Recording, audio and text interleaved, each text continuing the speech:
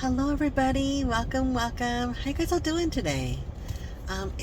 What is today? Today is Monday, the second day of winter. I got my reading glasses on just in case I need them.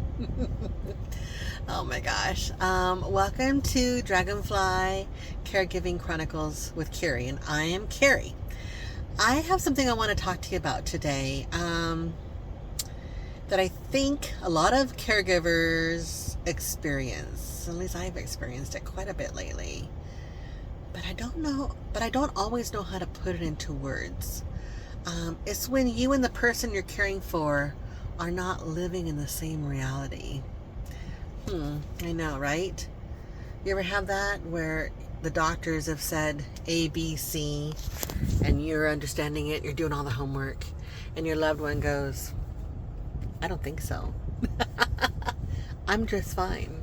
I don't have A, sorry, I'm moving things around, B or C. I'm like, oh my gosh. I'm going to read a little bit over there, so sorry. You might be coordinating doctor visits, physical therapy, medications, test results, specialists, and at the same time your loved one is telling you they're fine. There's nothing wrong with them. The doctors are wrong. They don't need help. And if you are in that situation, it can make you feel crazy. my poor grinding on my teeth. It can make you feel like you're the bad guy, or like you're exaggerating even though you're responding to actual facts. You guys feel that way? If you do, hit that like button. If I'm saying something and it's ringing so true to you, if you want to comment, you are more than welcome to comment down below for sure. I'd love to hear from you guys. My God. Because here's the thing. People don't just accidentally end up with multiple doctors, prescription drugs that unnecessarily, right? Home health visits, physical therapy, occupational therapy, or nurses showing up at the house. That doesn't happen if nothing is wrong. A lot of times this disconnect isn't stubbornness or manipulation.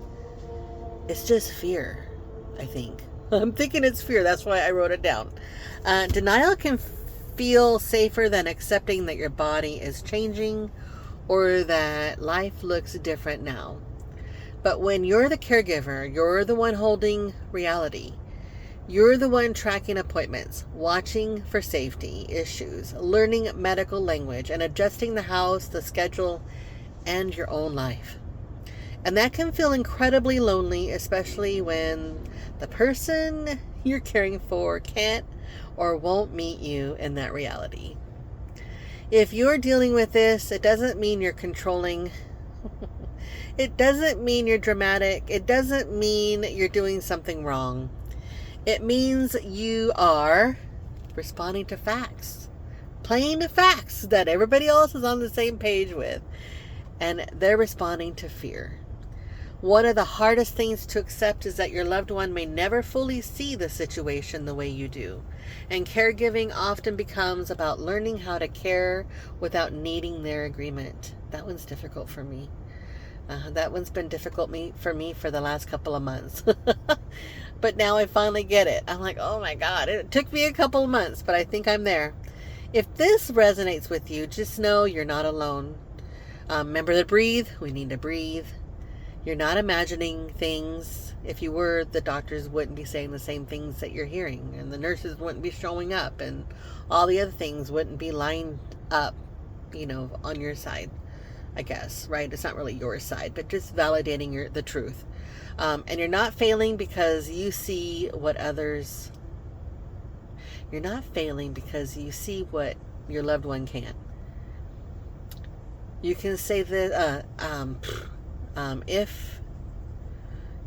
if this video helped you, or if you saw yourself in any part of this today, I'd really appreciate it if you would click on that like button, which is that thumbs up button.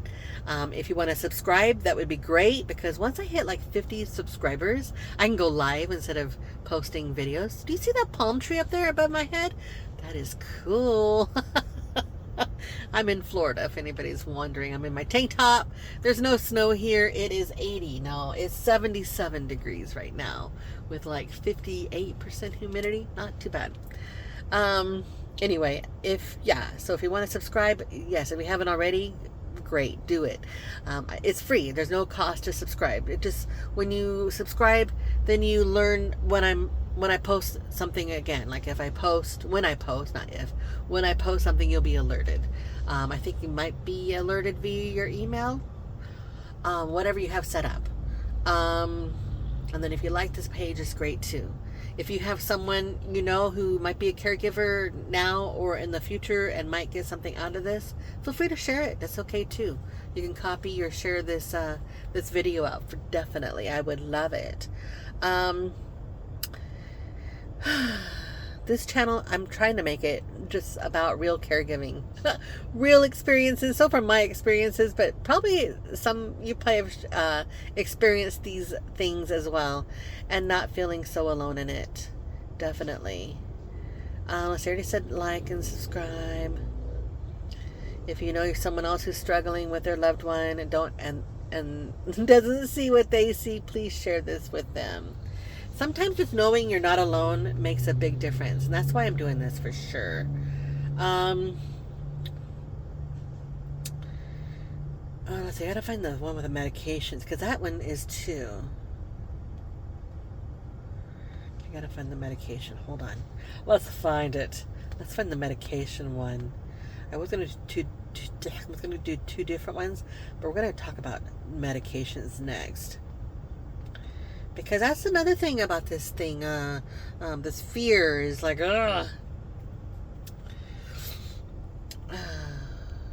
medication. It doesn't get talked about. It doesn't, hardly ever.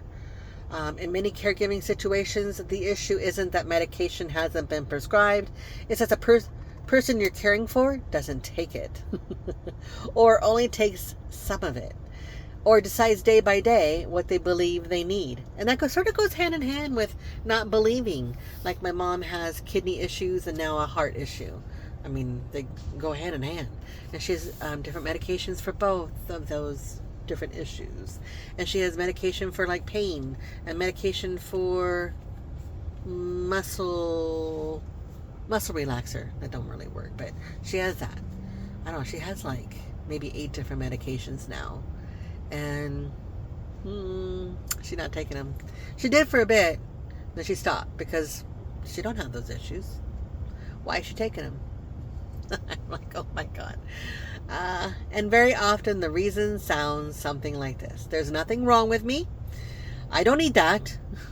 That medication is not necessary. Those doctors are trying to kill me. Oh, do you ever hear that from your loved one? But here's a contradiction. Medications don't just appear out of nowhere. They're prescribed because something was wrong, or something has changed, or because a doctor is trying to prevent things from getting worse. What I see a lot, and what I experience, is selective compliance. They'll take the medication they agree with, they'll skip the ones they don't believe in, they'll stop taking something because they feel fine that day. And again, this usually isn't about being difficult, it's about belief. If someone believes there's nothing wrong with them, then medication feels unnecessary or even threatening. But for caregivers, this is where things get really hard, because we're watching the decline. We're seeing the falls, the weakness, the confusion, the pain, the changes. And we're also the ones who will be dealing with the consequences if medications aren't taken as prescribed. This isn't about control, it's about safety. It's about stability. It's about preventing avoidable crisis. I hate being in crisis mode. I don't know about you, but I hate being in crisis mode. Oh my God. It's all the time. And it can be incredibly frustrating because you're managing appointments, refills, side effects, and schedules, plus, while the person you're caring for believes none of it is necessary. If this makes you feel angry, helpless, exhausted, all that doesn't make you a bad caregiver. It just means you are carrying responsibility without shared reality. You can't force someone to believe they're sick. but you can document it.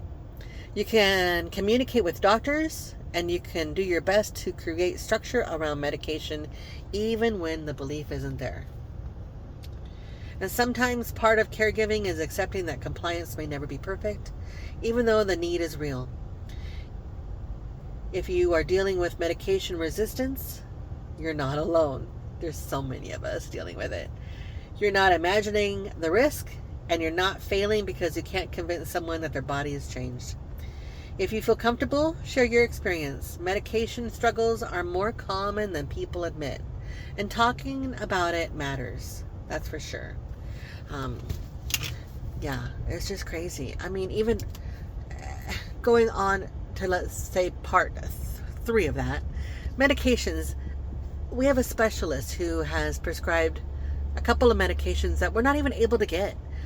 The insurance won't allow it. We can't even pay for it out of pocket. I'm like, but the doctor prescribed it. What do you mean we can't even pay for it? Then the other hand is the medication might be $800 to $1,000 a month, and we can't afford that. And that's where you get on that patient assistance program that the doctor should have or know about it. And you fill out a form. They'll ask you how many people are living in the patient's house, how much the patient receives a month, and then you have to sort of like prove it. You don't have to give them all your bank statements, but if you have like a tax, if you did a 1040, I think it's on page 2 of the tax form, but you just copy that page. You don't have to copy all of it. Copy that page, send it with the form. You should be good to go.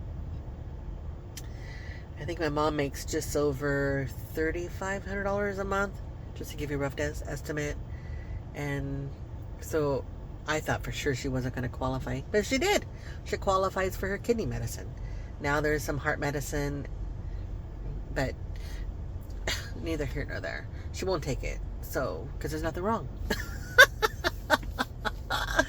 I laugh because I don't know what else to do. I mean, I can't get mad at her. I'm like, what? So I tell her this. I tell my mom this. I sold my house. I uprooted my life 2,500 miles away, and I moved here in this house to take care of you. So there's nothing wrong with you? Huh? What? And she's like, I'm so glad you're in Florida. Blah, blah, blah. I go, I don't care. I'm here because we agreed this is what I was gonna do. Da, da, da, da, da. And to help you, da, da, da, da, da. And then we learn new things, right? That there's no hip surgery can be done. Her health is way worse than we thought. I mean, oh my God, the kidney disease and now the heart failure. I'm like, wow, it's like a domino effect. Do I like the medications? Of all the medications, I like one of them because it helps her sleep. But all the other ones, I don't know. I'm not a big pill person, but I don't like the part of it where they think there's something wrong with it. They don't think anything's wrong with them. I don't know. I feel fine. I'm just in pain. It's just arthritis. I'm like, no, it's not. I wish it was, right? I just wish it was. So I'm just rambling on now. So if you need to breathe, we could do that. I'm over in the grocery store. I'm off to get groceries for the week. We have family coming to visit this week, which is so cool. I don't think my mom has had family at her house for Christmas probably since 2012. So 13 years. I usually come around Thanksgiving time is when I used to come visit if I could, because in the workplace we had people who had the kids at home or the grandkids, and I'm like, well, I have to work so they can have their time off. But Thanksgiving was a little bit easier for me to travel at that time. So yeah, so her sister's coming and her family are coming, which is great. She did see them recently, which is awesome, but they're coming down for their second time in a couple of years, so their second visit in a while. And I don't know if she's excited. She'll be excited when they're here, because I guess they've had some history where they don't show up. I'm like, oh boy. And my mom goes, don't cook, don't do all this stuff with, because they might not even show up.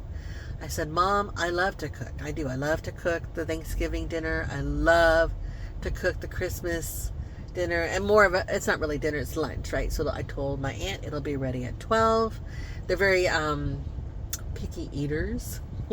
I don't know if she'll be seeing this, but my aunt and her family are very picky eaters. So, like, they don't like tomatoes, but they like ketchup. Yeah, just weird stuff, fun stuff like that.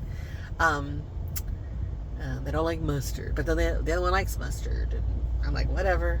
I told them all the things I'm making, and it'll be ready at 12.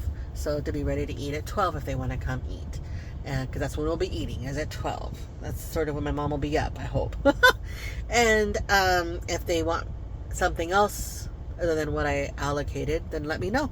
I can make something special. That's fine. No hair off my butt.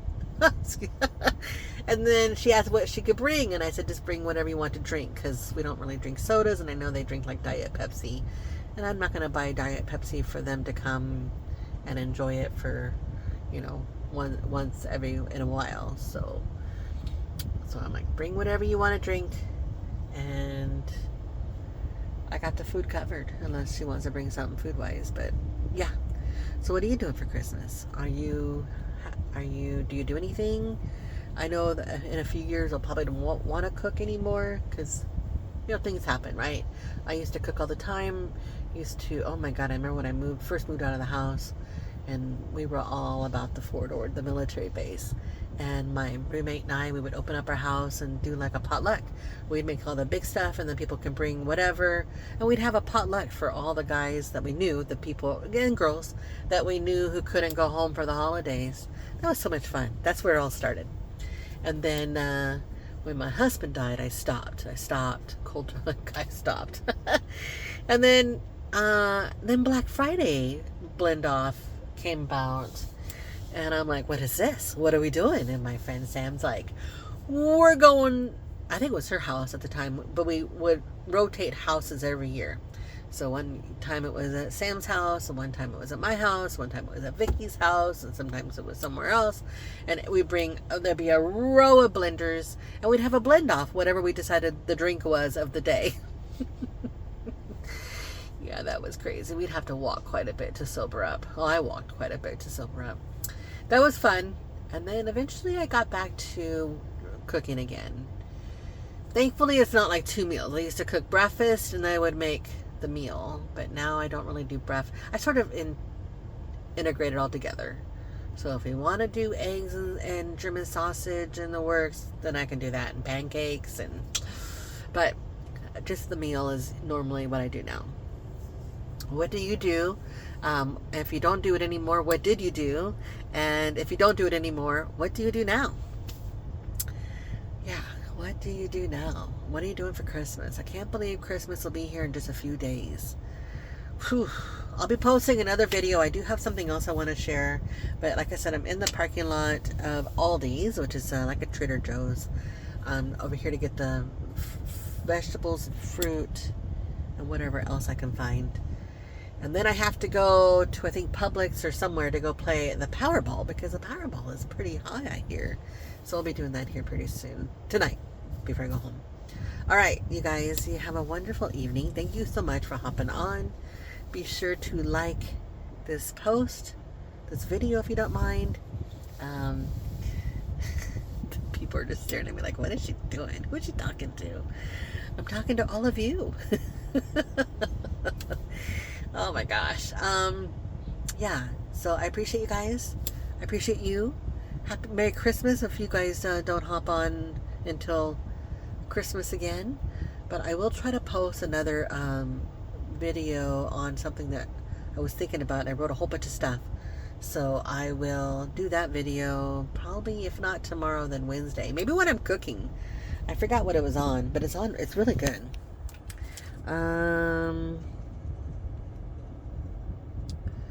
Ooh, I think it's on anticipatory grief. Maybe we'll do it after Christmas. It's pretty deep. Yeah, maybe we'll do that after Christmas. Ugh. All right. You guys take care. Bye, everybody. Remember to breathe.